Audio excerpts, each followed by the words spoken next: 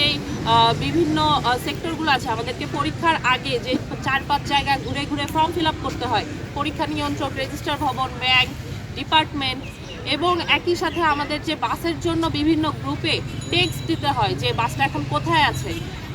এবং তারপরে আসলে আমরা দেখেছি যে আমাদের যে শিক্ষার্থীদের ভোগান্তি, এই ভোগান্তি নিয়ে দীর্ঘ সময়ে আসলে প্রশাসনের কোনো ধরনের মাথা ব্যথা ছিল না।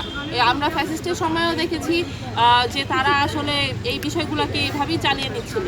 সেই জায়গা থেকে গণঅভ্যুত্থান পরবর্তী সময়ে এমন একটা পরিস্থিতি তৈরি হয়েছিল যে জায়গায় আসলে আমরা নতুন করে, জাহাঙ্গীরনগরের শিক্ষার্থীরা নতুন করে স্বপ্ন দেখতে শুরু করেছিল যে হয়তো আমার বিশ্ববিদ্যালয়েও বুয়েট বা বাংলাদেশ কৃষি বিশ্ববিদ্যালয়ের মতো অটোমেশনের যুগে পদার্পণ করবে। সেই জায়গা থেকেই তৎকালীন বৈষম্য বিরোধী ছাত্র আন্দোলনের ব্যানারে আমরা আন্দোলন করেছিলাম যে জাহাঙ্গীরনগর বিশ্ববিদ্যালয়ের ট্রান্সপোর্ট, লাইব্রেরি, রেজিস্ট্রার ভবন, পরীক্ষা নিয়ন্ত্রকের অফিস সব কিছুকেই অটোমেশনের আওতায় আনতে হবে। এবং প্রশাসনের কাছ থেকে আমরা একটা রোডম্যাপ নিয়েছিলাম। তারা আমাদেরকে জানিয়েছিলেন যে আগামী বিভিন্ন ধাপে সম্পন্ন করার পরে এটি সম্পন্ন হতে আমাদের সর্বোচ্চ 2026 সালের জানুয়ারি মাস লাগবে।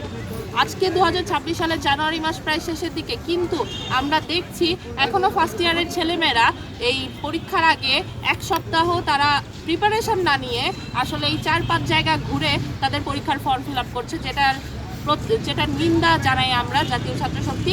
তাদের জাহাঙ্গীরনগর বিশ্ববিদ্যালয়ে যে প্রশাসন যে প্রতিজ্ঞা করেছিলেন সেই প্রতিজ্ঞা তারা রাখতে পারে নাই, এবং আমরা জাহাঙ্গীরনগরের শিক্ষার্থীরা বা জাতীয় ছাত্রশক্তি আমরা আসলে তাদের এই কর্মকাণ্ডের তীব্র নিন্দা জানাই। বিশ্ববিদ্যালয়ের শিক্ষক নিয়োগের ক্ষেত্রে কার্যকর নতুন নিয়োগ নীতিমালা উপেক্ষা করে 2016 সালের পুরনো নীতিমালা অনুসরণের গভীর উদ্বেগ জানাচ্ছি আমরা। একটি পাবলিক বিশ্ববিদ্যালয়ে এমন সিদ্ধান্ত একাডেমিক স্বচ্ছতা, নৈতিকতা ও গুণগত মানের সঙ্গে সরাসরি সাংঘর্ষিক। 2016 সালের নীতিমালায় ডেমো ক্লাস ও কাঠামোবদ্ধ ভাইবার বাধ্যবাধকতা না থাকায় শিক্ষক নিয়োগে শিক্ষণ দক্ষতা ও গবেষণাগত যোগ্যতার পূর্ণাঙ্গ মূল্যায়ন নিশ্চিত হয় না। এই সীমাবদ্ধতাগুলো দূর করতেই পরবর্তীতে নতুন সংস্কারকৃত ও মাল্টি স্টেজ মূল্যায়ন ভিত্তিক নিয়োগ নীতিমালা প্রণয়ন করা হয়েছে। সেখানে আবার পুরনো নীতিমালায় ফিরে পাওয়া মানে সংস্কার প্রক্রিয়াকে কার্যগত অস্বীকার করা। একই সঙ্গে আমরা গভীর উদ্বেগের সঙ্গে লক্ষ্য করছি জাহাঙ্গীরনগর বিশ্ববিদ্যালয়ে এখনও প্রশাসনিক ও একাডেমিক কার্যক্রমে পূর্ণাঙ্গ অটোমেশন বাস্তবায়িত হয়নি। শিক্ষক নিয়োগ, ভর্তি, ফলাফল প্রকাশ, প্রশাসনিক ফাইল প্রসেসিং ও তথ্য সংরক্ষণ সব ক্ষেত্রে ডিজিটাল সিস্টেমের অভাবে স্বচ্ছতা, জবাবদিহিতা ও সময়ানুবর্তিতা ব্যাহত হচ্ছে। গত বছরের 20 জানুয়ারি বৈষম্য বিরোধী ছাত্র আন্দোলনের জোর দাবির প্রেক্ষিতে প্রশাসন আশ্বাস দেয় 2026 সালের 6 জানুয়ারি নাগাদ বিশ্ববিদ্যালয়ে অটোমেশন সিস্টেম বাস্তবায়ন হবে।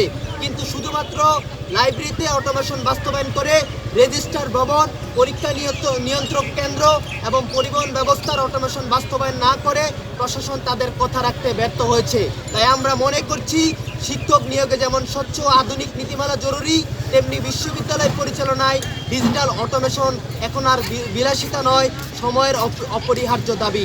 তাই আমরা বিশ্ববিদ্যালয় কর্তৃপক্ষের কাছে দ্রুততম সময়ে শিক্ষকের স্বচ্ছ নিয়োগ নীতিমালা এবং একই সাথে অটোমেশন প্রক্রিয়া বাস্তবায়নের দাবি জানাচ্ছি।